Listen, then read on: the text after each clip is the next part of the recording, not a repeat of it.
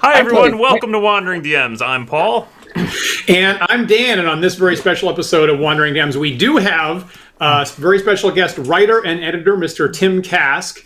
And just in case you're 12 years old and you don't know who that is, he edited all of the original D&D supplements after the first one. He was the founding editor of Dragon Magazine. He's written for Gygax Magazine more recently. He's a prominent convention DM. He's a YouTuber with his famous Curmudgeon in the Cellar series, which we love, and he just got off taping, as a matter of fact. So, Tim, thank you so much for joining us on this Sunday. My pleasure. I can ruin other people's Sunday now. Okay, let's go. So our viewers were so excited to hear that you were going to be on the show, and they had a bunch of questions. So I figured I'd just jump into. Yeah, and then I didn't show up. Coming in for the second week, my apologies. Those of you who are married will know what happened. Honey, will you help me with this? And that went down the rabbit hole, and 2.5 hours later I go, oh, I was supposed to do a thing. So I apologize if you came last week and I were crushed. I've been telling people that we're hardcore and we still use the Lost in the Wilderness rules, and at some point you got to expect you're going to miss one of those. So I figured that's in the ballpark for what we're gonna do. Well, you know. All right, Tim, let me ask this. So I've been married 51 years. I respond to honeydews. I'm programmed, you know, like to have large dog. Yeah, yes. Probably indicates high wisdom. That I'm going to go with. Well, it's got a hell of a constitution. Put it that way. It lasts that long. All right, so we've always enjoyed seeing you at conventions, running games, and one question that we wanted to get out there is what we usually ask everybody this: what edition of the D&D rules do you use? Do you still use original D&D, or do you use anything after that? Well, I'm a fly in amber, right between the end of OD&D and the beginning of AD&D, because I was also involved, in formulating and putting that together. So I'm right there at the end of OD&D, where it was just real loosey-goosey, play it as it falls. It's the rules as written are a joke. I see them as guidelines, and the people that play in my games know that, okay, screw your hat on, we're going. I felt it was the most freewheeling period where the DM could absolutely craft his world. Mm-hmm. And it works how you say. For instance, in my world, magic doesn't always work the same. There are areas where all the mana has been drained out and things fizzle. And there's places where the mana has built up and a fireball becomes a nuclear weapon because it expands 8 times, or whatever. Or the light spell becomes a spotlight, it overreacts. So I do that just to make it more interesting. Stuff doesn't always work the way you think it will. Well, that's life. And it certainly ought to be fiction. I like that. Do you think, so we had a question from someone named Ample Framework on the OD&D 74 boards. It was do you think that's the primary distinction between original D&D and what we call first edition now? Is that the flexibility of it like that? Well, first edition was made to be RAW. It was made to be the set of rules, and you got to remember the context of when this was going on. OD&D was successful. It was spinning off in 37 different directions, and one of the big money makers for TSR in those first 3 years of D&D were the tournaments that we ran at various conventions. The G series modules were designed to be the structured test in 3 stages, just as AD&D was to be, okay, tournaments are going to be AD&D, this is the way it's going to work. But even in the front of AD&D, we were still telling people these are suggestions, are not just in stone. Have fun with it. We've always spoken out of both sides of our mouths. Yeah. You know, okay, if you got to have a framework, here it is. We don't think we need a framework, so here, we're going to go on this side, and we're going to freewheel and ad-lib. You can only ad-lib so much. This is one of the things I beat on my web videos, is that it's got to be by the consensus of the group. And if the group is happy with the way you run things and the way you interpret things, success. Yeah. Rules as written are really, in my opinion, only valuable if you're going to be competing. Let me ask it about that, Tim. You were saying that that tournaments were driving revenue. I'm curious, like, was it the tournaments themselves that were generating revenue, or they were creating sales because you were selling the modules that you were running? All right, let me give you a sample of when we brought out the G series, the very first produced modules we did. Up to that point, I was, for the most part, signing off on Judges Guild stuff, just making sure it didn't break canon. And we did this for I believe it was the Metro Detroit Gaming Convention. Metro Detroit is how we used to refer to it. We had over 400 people signed up for the D&D tournament. If they came in a group, we kept the group together. Otherwise, it was just next 8 or 7 or however many, your group, your group, your group, your group. Those people were paying, I believe, $3 or $4 just to play in that game to us. Right. Okay. So, you know, there's $1,200-$1,600 right there. And in the context of when that would be 6 times that today, counting for inflation. Yeah.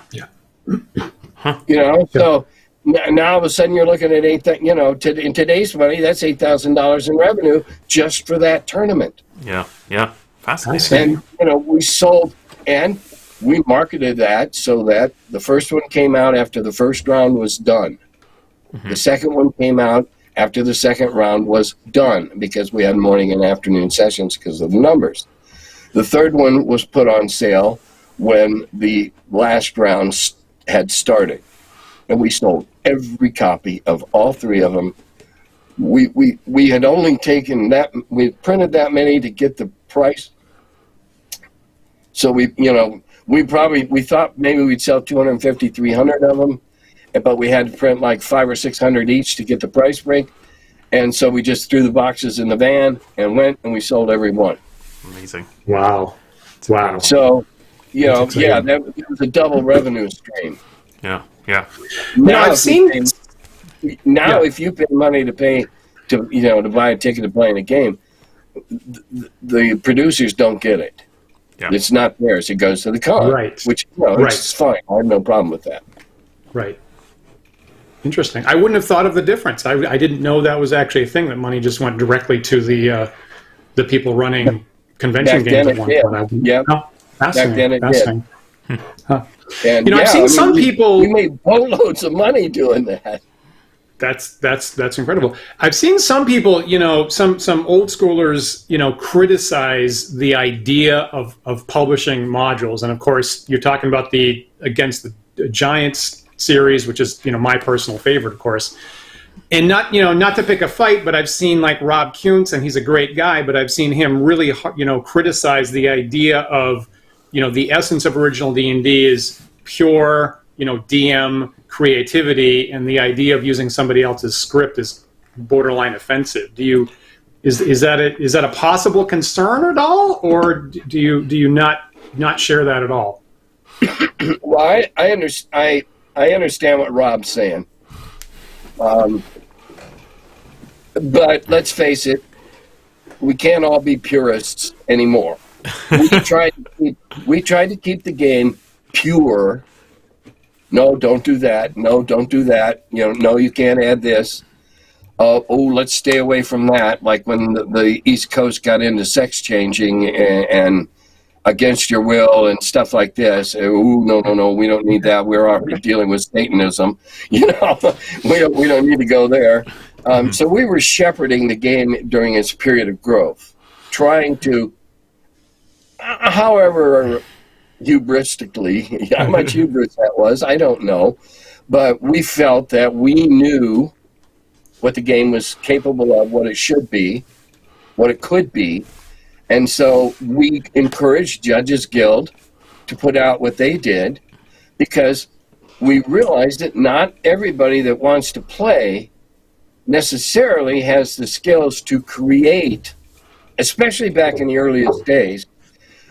It would take people seeing somebody else's go, oh, hell, I can do better than that. And then, you know, you would drive improvement in that fashion. But we put them out there, just like the stuff we put in the supplements. Hey, here's a bunch of stuff to put in as you like, or not. Here it is. Use parts of it. Steal all of it. You know, make them into fairy queens and not frost giants. You know, we didn't care. We were trying to help people exercise their imaginations and their creativity by showing them examples, just like Appendix N. Appendix N is, hey, if you want a background in what this is about, pick a half dozen books at random off Appendix N, read them, and you'll get a good idea of the mindset that went into the creation of this game, the condition of the soil when Gary and Dave threw the seeds out. I like that. You know, some of our viewers have mentioned, you know, the game, you know, changes like in the modern era largely dependent on what the background source literature that the players are familiar with. So we've had people say, well, my kids are way more into anime or this and that, and therefore their D&D games reflect that. And, you know, I have a big library of pulp literature that I'm always going back to, and I see why it's so essential to what somebody's expectation for the role-playing game is. I totally see that. Well, and role-playing is role-playing is role-playing. Dave, Mike Pondsmith, and I, and a couple of other people, we did an online game of this. I can't remember the name. It was a new release, and it was for girls to role play. You know, so we were all playing princesses. You think that wasn't a hoot? With the you know, us four old farts, and we're princesses, and we're you know, and it was just all live, you know, and we had a ball. And I got to tell you, it really stretched my role playing muscles to start asking questions that might get positive answers, because they sounded like they were coming from a preteen princess, as opposed to the logical reasoned arguments that I was making because I wasn't playing the role. We had fun with that. We all got to have our own pet familiars, and we all had flying unicorns, and oh Jesus, it was fun. You know, and if my granddaughters at some point in time want to get introduced to something like that, I'll get a copy of it, and we'll all be princesses. Great. Is there any chance that was the Excellence game? Because that's the one that comes to mind where everybody's a princess all the time. Was there? Yeah, I think that might have been it. It was relatively new, or it had just was either just going to Kickstarter or it just come off, or you know, it was real new, and so we were going to demo it. And the ludicrous part was it had all these old bald farts playing princesses. That's great. And it worked. You know, we had a good time. If it was the Excellence, I'll say that we had the designer Adrian Wilson on last season, actually, so people could go look at Wandering DM Season 2. There you go. Adrian and we had a great chat with Adriel. Yeah. Yeah, you can. I'm sure you can find our back catalog, our interview. You got to get a hold of the people that made Mouse Guard. We would like to. I think that's the most underrated, overlooked introduction to role playing that's ever been done. It's not about killing. It's not about stealing, but it's very much role playing on a level that younger kids ought to just eat up. But it's, you know, it teaches, it has a lot of the understood values that older kids are playing with of chivalry and knightliness and doing good and all that. Well, this is just following your true self. So it's also about personality development.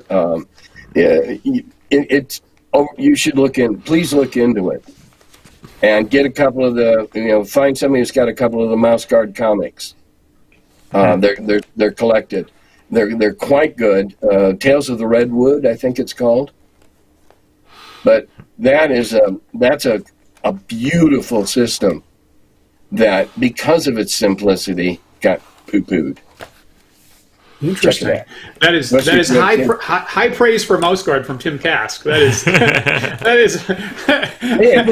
high praise to earn.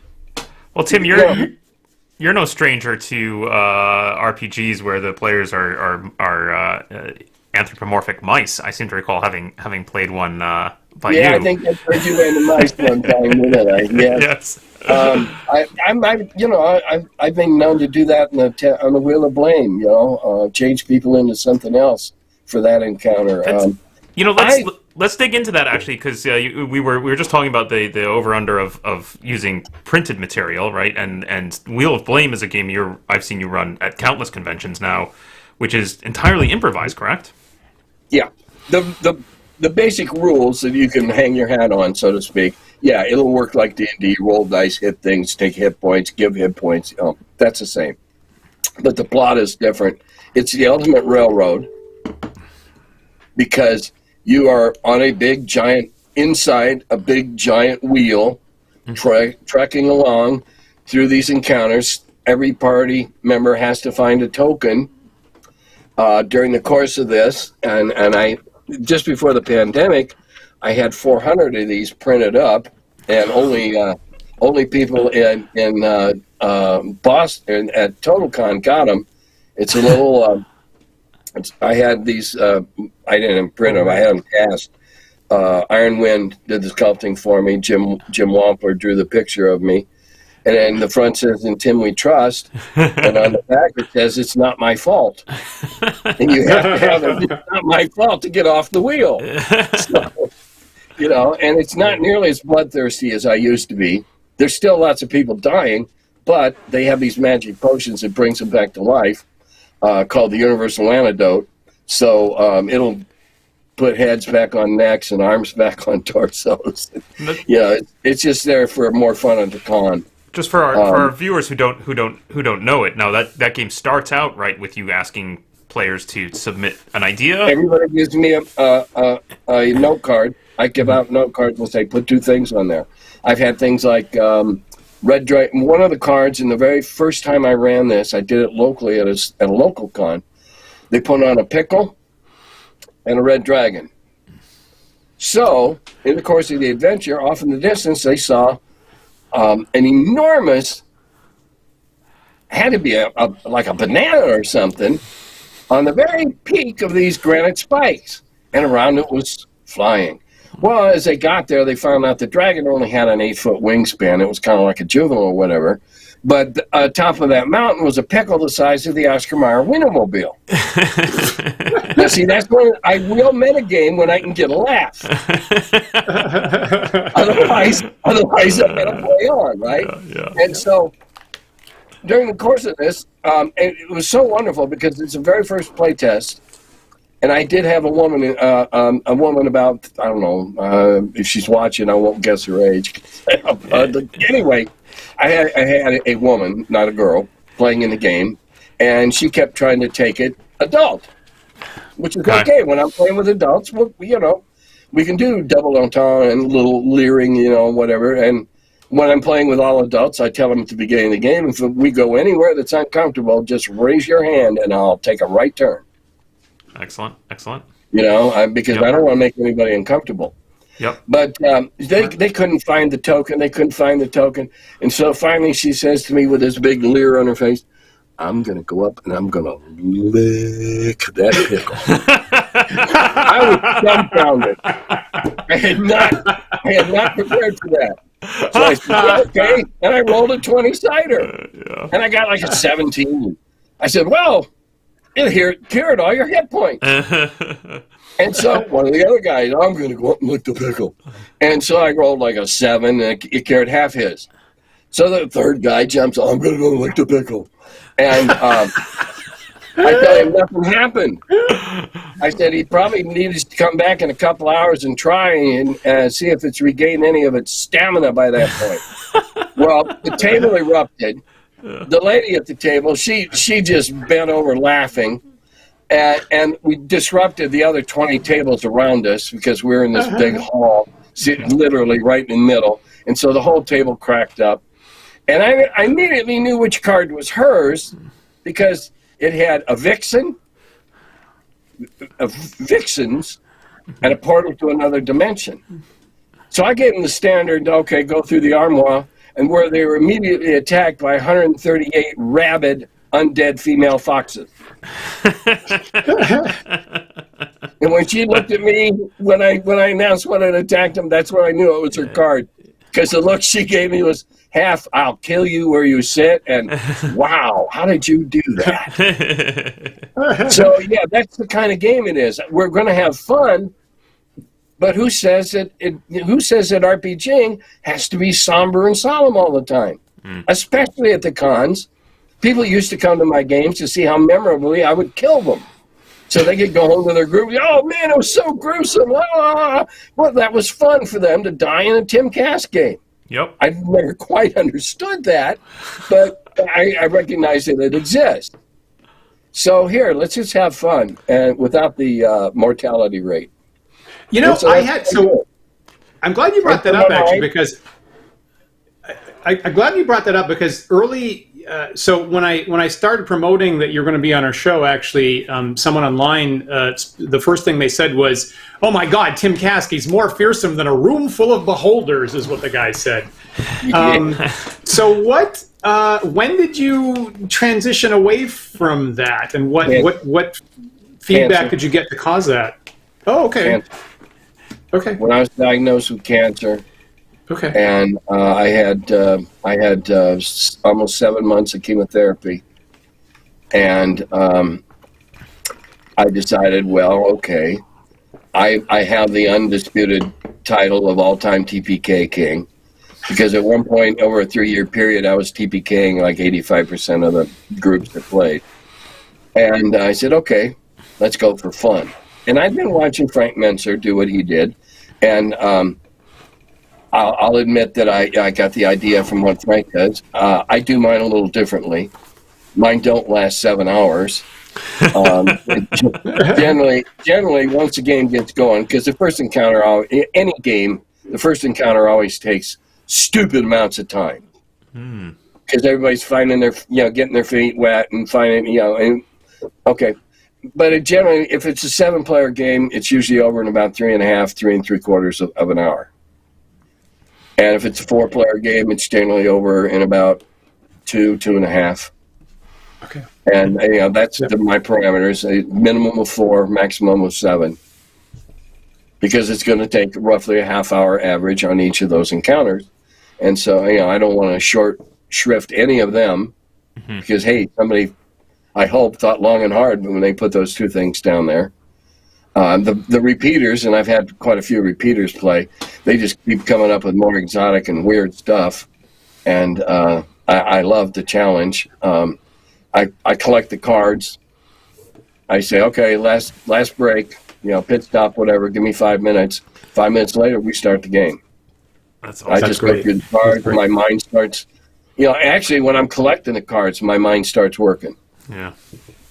I look at the card and go, and then I got to decide, okay, where do I start, where do I end, and how do I work them in the middle? And so we should probably tell our viewers, right, that the cards that you're getting are ideas at the outset from your players, and you're basically improvising the construction, right? A bicycle and a ball, a pickle and a dragon, a portal to another dimension, and vixens. I probably got some laying around here. Live game, I just shredded some. Too bad. I shredded them. I can't tell you how many things I get, and so that's one of the few props that I will take with to cons, because somebody's bound to give it to me over the weekend. So I have it, and just because you think the deck of things works this way, no, my deck of things, many things, works this way because I bought it on a Kickstarter probably 20 years ago for the art. It's just beautiful. It's a whole bunch of beautiful illustrations. So I bought it for the art, and now I use it. I get a lot of repeats. People, want to give me beholders. Okay, give me a Bulette. Okay, doesn't mean the beholder's full size. Doesn't mean it works the way the book says. I once missed. I was in total confusion one year, and Pete wrote me into playing some trivia game on that broadcast thing that they do during the con, and I got beholder wrong because he wanted to know what's in the center eye. Well, we never played that. It was rigid. The center eye on that beholder was whatever we wanted it to be. So I missed the question. Boo! I had to leave the stage, and I told him, I said, "Well, damn it, you're not playing by my rules. In my world, that's the center eye." So I've always been a loose interpretation. The only reason I graded the Bulette was to eat dwarven ponies. Going back to that, how we try to guide the game. Yeah. All right. How we somehow out into the gaming public, there crept the idea the dwarves had raised special ponies to work underground. Okay. Because the English had them. They did it in Wales. Mm-hmm. So dwarven ponies became the rage. Everybody wanted a dwarven pony, and so pretty soon the whole D&D multiverse was overrun with herds of dwarven ponies. So I created the Bulette because it likes dwarven ponies and it eats them, and it hunts them down. So checks and balances. That's great. That's a lot of what we did too in those early days when we tried to provide checks and balances. If it was a good idea and we thought we might someday, let it go or be adopted, I always create any monster I create, any situation I create, there's always an out. The monster's got a weak spot. There's an out in the confrontation. It's always there. You might not find it, but it's always there. Because it's stupid to create an encounter that the players cannot survive. That's dumb, and it's just me feeding my ego, showing you a new way I can kill you. That makes sense. So I'm going to take the opportunity here. My heart's pounding a little bit fast at the next question I'm going to ask, but here it comes. So you're mentioning your very famous land shark monster, which designed to consume the dwarven ponies, and part of perfect, good. I support that 100%. And so of course it's spelled Bullette. Oh, yeah, let's go there. and okay, so I'm just going to question out. So it's a right. So you pronounce it a particular way, and that's a funny joke, right? It's a funny joke, riffing on our brothers and sisters in France. But we agree that's not actually how French speakers would pronounce it. Am I right? It doesn't matter because that is in the language of my world. Oh no! Pandarian. It's my language on my world, and it's a goddamn Bulette. And I don't care if you call it bullet. If it's playwright, it's still going to eat you, and now you're going to be bullet poop instead of Bulette poop. Okay, what's the difference? Your poop. Oh dear. Or your favorite horse is poop. It was a sock at the French. It was a sock at hoity-toity. Fancy women didn't go to the toilet. They did their toilet. Okay, here you go. Here's a Bulette for you. And, it's designed to be a horrible outdoors monster.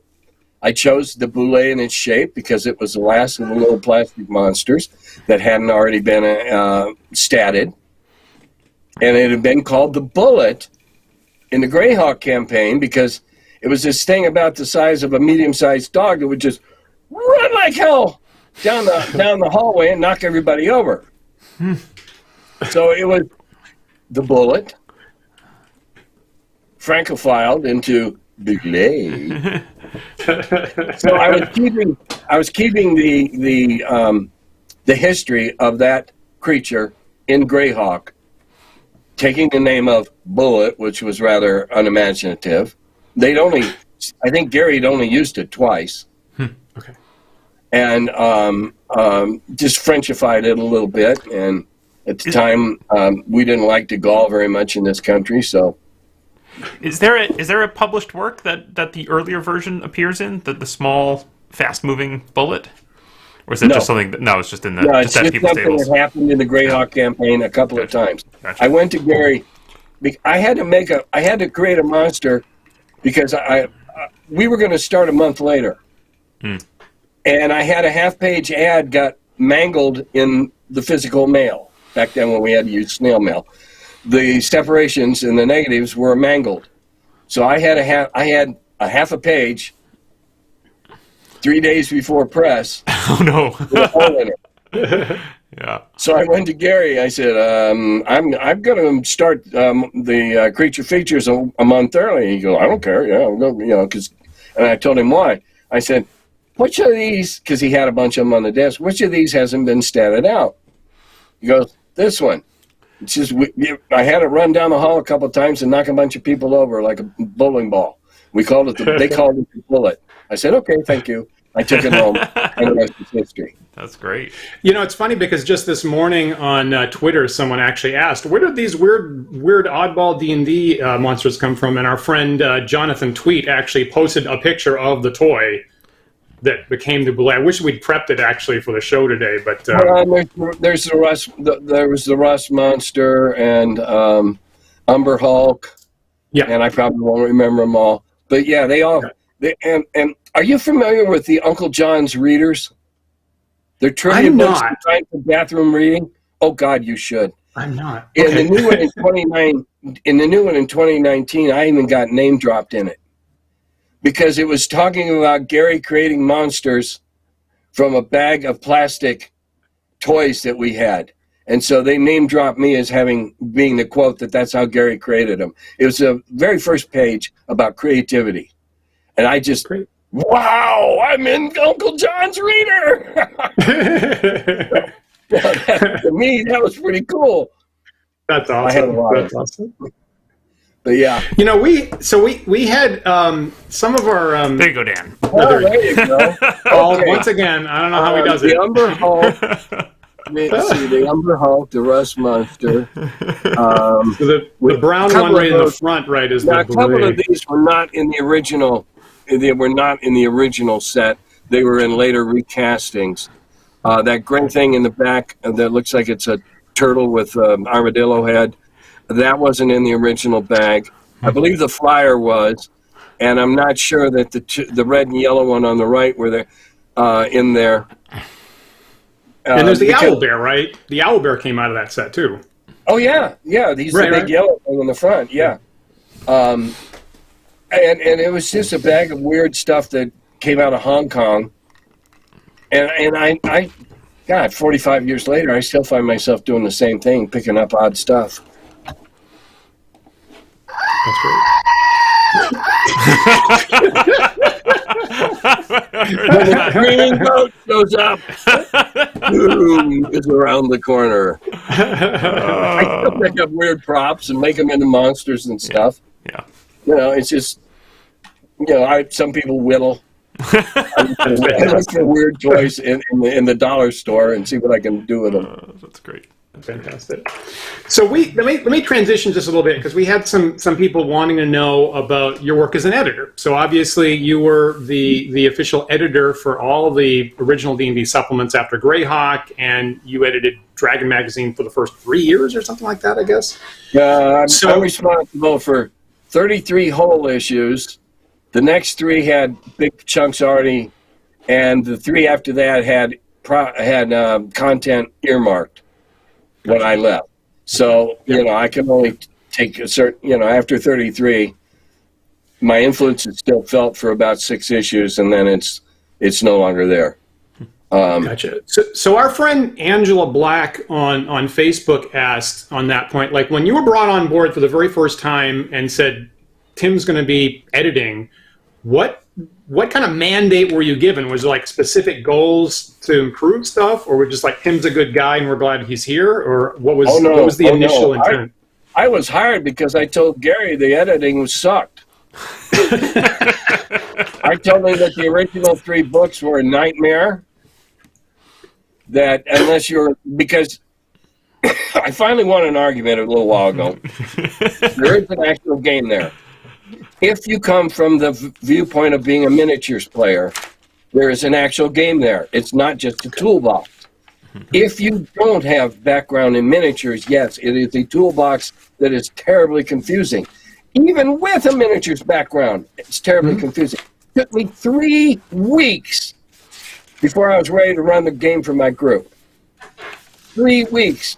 And that was just getting through the rules and working up the first couple of levels of the dungeon. And we played for a few sessions, scrapped it, and started all over again when I got Greyhawk, because I didn't have it. At first, we played with everything was a D6, and we were still having fun, obviously, or I wouldn't spend the money on Greyhawk. But we revamped the campaign with Greyhawk and played out the rest of the time I was at college. I got the job because, number one, I had the temerity to call Gary Gygax at his home on a Saturday night and talk gaming with a stranger. After I'd gone up to Gen Con the first year, I was only there a day because I didn't know I was going to need a place to stay. That I couldn't just go find a hotel. Yeah, not for 90 miles. I couldn't. Well, there weren't a lot of them back up there. This is 84 or 74 rather. There weren't a lot of them. And so when we sat down, and he says, well, we're looking to expand. I said, well, I hope you're going to look to expand in your publishing department. And he says, you need an editor because this sucks. And there were mistakes in Greyhawk, just that would have been caught. There was the infamous spell that went missing in the middle of the table because the table got broken from the bottom to the, there was all kinds of things. And so I, at that point, I was I could still change and shift around my major a little bit. And it helped that the Scholastic, or the professor who was our sponsor, who enabled us to get a room every week in the student center, was a history nut. So I went and I presented to the board of trustees at the college a specialized major that allowed me to cross over 3 different disciplines: photography, journalism, and history. Laid out the courses, took them all, graduated, got my degree, and about 6 weeks later moved to Wisconsin and became the editor at TSR. Now I prepped on the promise, that Gary, the understanding Gary and I had, that I was going to be the first full-time hire, because of the fact that Gary and I shared Appendix N almost down to the book. So he knew I was coming from the same mindset and sources that he was. So therefore, the gospel wasn't that foreign to me.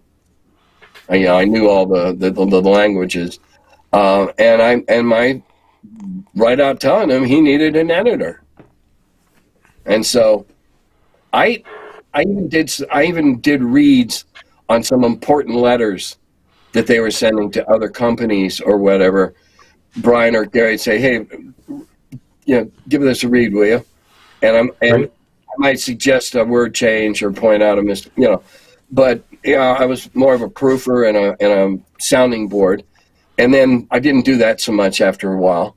But then I did Blackmore and Eldritch Wizardry and Swords and Spells, and I did the development on 1066, and I don't know what else I think the Deities and Demigods little book too, right? Yeah. I did that one too. That was Kuntz and Ward. Yeah, I did that one. It's funny, so the one that really got us banned was Eldritch Wizardry with the woman laying on the altar. That was drawn by a 15-year-old girl. Fascinating, yeah. I knew it was a woman who'd done it. I didn't know her age. Mom and pop shops were sending them back unopened because of the cover. They couldn't have that kind of smut in their store. I can see that. And there were no good bits. It was a very abstract drawing. There were no good bits. Nothing that would have made it obscene or lewd. Yeah. But, it nearly killed the brand. Wow. Fascinating. So I have, that still stands out today as it's pretty notable. It's impressively hardcore. Well, I chose it. I had total carte blanche of what I did. Gary never stuck his nose into the dragon. When I got done with the supplement, I'd give him the copy back so he could make the corrections. And to my knowledge, he never didn't take, the corrections. Not that I'm aware of. That was the understanding we had. That's good. So we have Tim on record now as saying Gary at least occasionally made a couple mistakes. All right, so we have that on record. Now, you mentioned that Blackmore was the first thing you were actually posted as editor on. So can you confirm that in contrast that Dave Arneson never made any mistakes? Because that's what I'm told by some people. Is that right? Well, they must be relatives. I'll tell you what I was handed the day I walked into work on a Monday morning. I was handed a peach basket. They're made out of wood slab. They're about this tall, and it was full of scraps of paper. Some typed, some handwritten, different handwritings, different typewriter, different paper. Here, this is Blackmore. Oh, really? It is. It took me a week of sorting the notes, trying to figure out which ones pertain to what idea or what concept. Dave was horribly upset with me because I put the Sahagin in there. He thought that every single thing that was going to be in that book would be his, and he didn't give me enough. Not nearly enough. Okay. And it required extensive editing, what I would call a heavy edit, which involved rewrite for comprehension, the time together. There were a lot of great ideas in there. Dave had a lot of great ideas in the concept and the creation of the idea of Dungeons and Dragons. Dave's strong suit was never application and organization. I don't care what you've heard. I worked with him. If you don't believe me, find an old copy of the first printing of the first fantasy game. That was Dave's compilation of how D&D should have been, and it was 20 to 30% incomprehensible. Full of errors, full of typos. All right? It was a vanity book. I think the Judges Guild might have put out the very first one. Looking for it under that name, the first fantasy game. Find the first edition, first printing, and you'll get a real good idea of how incorrect or mistaken those people are telling you otherwise. Yeah. And some of us have also seen like his draft for like the aerial combat rules were on display at a Gary Con, and like you're saying, and some of it's typed and some of it's handwritten. There's a lot of crossouts and things like that. So now, so as someone who's edited both Gary and Dave, like if you were forced to like come up with like a single like, here's the difference, like here's the essential difference between how I'll say Gary and Dave, designed. What was kind of the major difference between those two guys? Well, Dave was conceptualizing ideas. Won't it be great? We'll all be this guy on the board, and that'll be us, and the ideas. Gary was the framework builder because Gary was so involved in gaming, boards, and minis. Keep in mind, Gary had a published board game, Alexander the Great. Right. There's one or two others, I believe, that were put out by smaller houses. So Gary had the tool set to take an idea and make it into a thing that's playable. To my knowledge, Dave didn't. Dave's contribution was, hey, I got this really great idea, and we're doing all this stuff and everything. And Gary was like, okay, how do we do it? And so Gary says, all right, let me see these great ideas you have. And he built it into a system because Gary had previous experience designing combat results tables and, all those necessary, very basic tools to wargame design back then. Gary had those. Dave didn't. Dave had a wonderful imagination. Gary also had one. But, Dave did come up with this from Bronstein, from Chainmail, and there's the people say, oh, Chainmail had nothing to do with it. Crap. That's not true either. Maybe not to the extent some people think, but these are all the elements boiling around in the stew in the Midwest during that period of time. Midwest was an enormous hotbed of designers and game writers, if you will, and they stemmed from the clubs that stayed active during the '60s in the Midwest. Len Lakofka down in Chicago, Gary in Lake Geneva, other people up in Minnesota. Dave and Dave McGarry and some of his friends, Mike Carr. And so these clubs were very active. They corresponded, and they all had their strong suits. Yeah, I mean, look at Mike. Came out with a brilliant design that, in my opinion, has never been bettered, and he was still in high school. Yep. Fight in the Skies, he developed in high school. Yep. You have to be in a creative environment for a 16-year-old to flourish like that. Yeah, that's great. Like a couple of weeks back, we were talking to Janelle Jaquays, who was at Judges Guild in exactly the time that you were kind of approving stuff like that. I bought Janelle. I bought Janelle's very first commercial sale. The very first piece she sold, I bought. Yep. I believe I used it in a strategic review. Nice. So Janelle and I go back a long way. And like 16 or 17 at the time, likewise, right? Something like that? I don't know. When I was dealing with now Janelle, then Paul, all I knew was this person that I was writing letters back and forth to that was sending me these neat pictures. Right. So I have no idea how old. You'd have to see how old is Janelle today and subtract back when, back to 75. I think she told us she was 17 at the time, is what she told us 3 weeks back. It would have been 1970. Yeah. Well, 76 is when Dragon came out. It might have been late 75 when I did, if that's when I used it in a strategic review. I think so. Could be. I think so.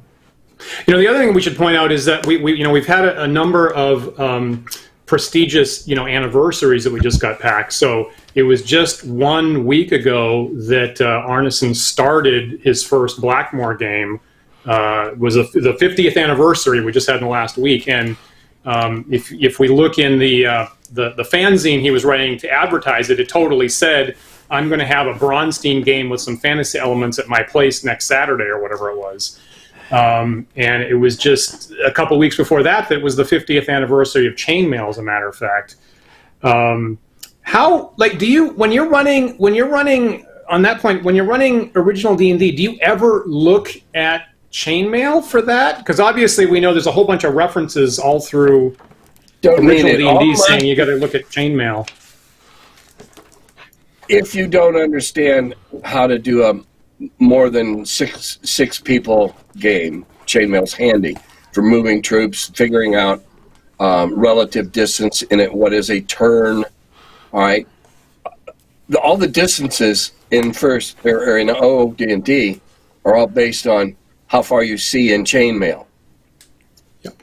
So yeah, it was frequently referred to as, if you're it was kind of like, if you're having trouble with grasping these distances and whatever, look at Chainmail.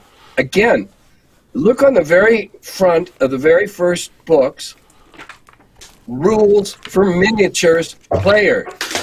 The very first books. No, yeah. If somebody doesn't know that, right? Yeah, paper. Well, I don't even know if it had paper and pencil on the brown box. I'm not sure. I'm sorry It about does. that. It does right there, yeah. Well, that's the white I guess box. that's the white. You're right. Yep. Good point. Good point. Yes, if you're a collector, there's about $3,000 difference there, So I'm told. or more. Also, Yeah. the cat pee doesn't help with this either. Yeah, well, I don't have any of them. I sold all my books years ago, so I don't have any. There are things I accumulate, but D&D books isn't one of them. Understood. Well, I will say that there's a better way. Yeah, I mean, I will say there's a better way for those to be published. Namely, if you get all of the little brown books in one slim compiled volume in one place, is really the best way to do this. I don't know if that's ever occurred to you. Or you have somebody give you every one of the little books. All right. Published in one book. Yeah. I understand the concept. Okay. So I don't need that other. And I have a monster manual that I use for reference for hit points and stuff, and I just sacrificed it to Lloyd Metcalf so he could cut the fabric cover off and make things with monsters off the cover. I gave it to him to use. He's doing some amazing Lloyd Metcalf Fail Squad games. He's doing some really neat stuff with the wood and tying D&D. He's making dice rolling trays that have a piece of one of the actual books underneath the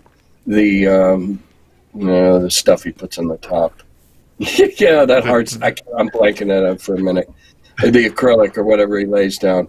So I said, hey, I got a book that's all trashed out on the inside.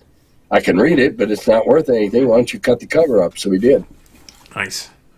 So, yeah, he needs a bunch of demo work and stuff. So I told him, you can sell a few of these and get your new teeth. I'm all about that. I mean, I know I had to have all my teeth taken out while I was at TSR all at once. So I understand general problems. That's rough. Before we start to get close to running out of time and Paul cracks the whip on us, there's a couple questions. Sticking down, the bomb's going off in 7 minutes. Oh, no. There's a couple of questions about like authorship that still kind of are hanging today, and our friend Peter Bearden on Facebook asked a couple of these. So I'm gonna run them by you, and if you don't know, just go ahead and say I don't know about that. That's fine. But some of us are still wondering. We know that like the original Chainmail rules, like they were in the Domesday book, and they were partly brought up by Jeff Parr and stuff like that. Do you know who wrote the man-to-man rules that got added to that when it was published? I would say probably Gary, because I've been told by family members that Jeff was not real happy to find the fantasy supplement crammed into the back. Jeff was more of a purist at the time. So I'm based on that, and based on who's told me that, and yeah, obviously I can't ask either one. I would say that's probably Gary, because in conversations that he and I had at later dates, he talked about what he'd been developing, and he and I shared a lot of weirdness as children. We were both in the sandbox too long because we were making war games with plastic soldiers. And it was only years later that I read H.G. Wells's Little Wars and found out that, hey, I wasn't weird after all. Or not that weird anyway. But that would have been Gary. Next question, authorship. Now, so in Gary's Greyhawk Supplement 1, you didn't edit it, but there's a rule that we were talking about recently, and some of us love this rule and some of us do not, is the weapons versus AC modifiers of like I've got a mace versus plate mail, or I've got a halberd versus chainmail. And there's a little bit of question about... Yeah? Gary did that to answer a clamor in the amateur press. Of saying, hey, it's not all. Remember, it was first everything did D6s were the damage. Then we went to variable damage. Well, the ska people the SCA people and like-minded, they wanted more grit. Okay, they were the bolt counters that you hear about from the armor freaks. You know, the tank guys. It doesn't have the right number of bolts on the glasses. Shame on me. You know? And so that was a okay. Here, you can have it. Then that was one of the many pieces that was all gathered back together into A. Gary couldn't think of everything at the beginning. No one person can. When something takes off like that, I don't blame anybody for not thinking of something. Because the game was playable with 6-siders. Players wanted more detail. Players wanted their super swift Sinbad the Sailor Sword to do more than my Roman Gradius would do. You know, and Gary said, okay, here, complicate it. Go right ahead. Because there's a credit, right? There's a credit at the front of Greyhawk to a guy named Jeff Key. And I don't know who the heck Jeff Key was. And so I guess there's an outstanding question. Yeah, K, I guess. K-E is what it's No, Jeff Key. I never met Jeff Key. Okay. He might have been somebody that Gary corresponded with. Okay. Through one of the game clubs, whatever. But to my knowledge, I never met Jeff Key. Gotcha. Makes sense. I got one other question, and that is, and this was like a debate that we had, I don't know, a month or two back. The AD&D I get books. 2 minutes to answer a debate. I think we can get this. So the AD&D books are unique in that the combat tables aren't in the player's book, right? Put the combat matrices in the Dungeon Master's Guide. And that's not where it is in original D&D, and that's not where it is in Basic, and that's not where it is in any later edition of D&D. So why did first edition uniquely put the combat matrices in the DM's guide? Not trying to avoid answering. We do not have enough. There's simply not enough time at your preset limit to understand. Dang it! I would have to seriously. I would have to explain the whole powwows, all the powwows that went on in deciding how we were going to do AD&D. Wow. The marketing decisions that we made. Interesting. Now remaining 2 minutes. I'm not trying to avoid it. Have me on again sometime when your other guy squirrels out on you, and like I did last week, and I'd be glad to get into that in detail. I truly would. Fascinating. But it involves the evolving game system and the market that not only drove it but sucked it dry. Okay. Well, if you're going to twist our arm like that, then I will concede. I will begrudgingly concede and accept having Tim back on the show at a later date. That is all right. Okay. I will.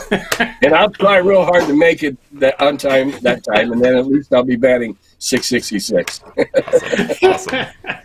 That'll be great. We will look forward to that so much, actually. Awesome. That'd be awesome. Viewers, if you have any burning questions for the next time we have Tim on the show, leave them in the comments of this video.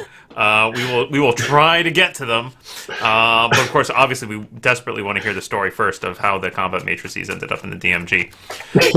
Or, do yourself a favor, also visit the link in the description of the video and visit Tim's YouTube channel and watch some of his Curmudgeon in the Cellar episodes. I'm sure you'll get a lot more detail about quite a lot of things. So check that out as well.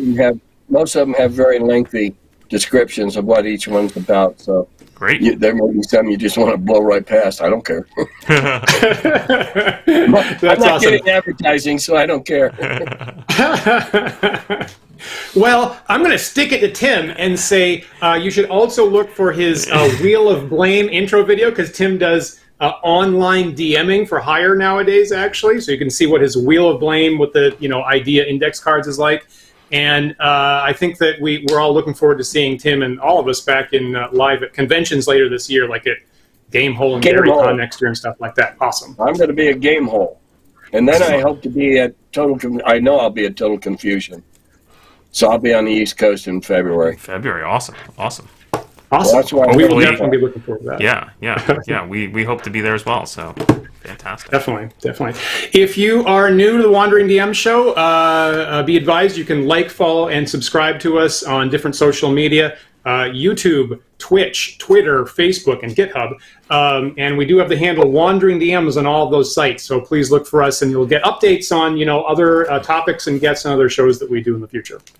If you prefer to listen to us in audio-only podcast format, you can do that. They're available on our website at wanderingdms.com. You can also find us through various podcast carriers such as Google Podcast, iTunes, Spotify. If you're listening to us on one of those carriers, take a moment to rate and review us there. That helps other users of those podcast carriers find us, and we really appreciate it. It really does. Look forward to more shows from Wandering DMs. I think we got the full docket this week. Thursday, Paul, we'll have 10 Dead Rats, 8 p.m. Thursday. I will be back with my partner Isabel for Wargaming Saturday night with the Chainmail-inspired Book of Wargame Saturday at 8. Big thanks to our patrons who generously support the Wandering DMs. Without your assistance, we could not get such fantastic guests like Tim Kask on like we did today. If you'd like to join our patrons, please go to patreon.com/wanderingdms, and you'll see our different tier levels and a whole bunch of benefits like private Discord chat and insider monthly videos for behind-the-scene things and DM's commentary on some shows that we've streamed, polls on upcoming topics for the shows, and blogs that Paul and I write, discounts on merchandise, and also after-party chat that we have right after the Sunday shows in about 10 minutes or so. So look for us there. Tim, thank you so much for being on the show. This is just really fascinating, I think, for me and a lot of viewers, and we'll really look forward to having you on again in the future. My pleasure. I love telling stories. Awesome. They're great stories, Tim. Yeah. Thank you so much. Well, most of them are great only because I'm the last one alive. Nobody can argue with me. Nobody can refute me. We hope that we hope that you're with us for many years in the future, Tim. Me too. Invaluable experiences. Yeah. Remember that we are live every Sunday, 1 p.m. Eastern Time with Wandering DMs. So Paul and I will be back next week, and we hope that you'll return to see another thought-provoking discussion. We'll see you then. Bye, everyone.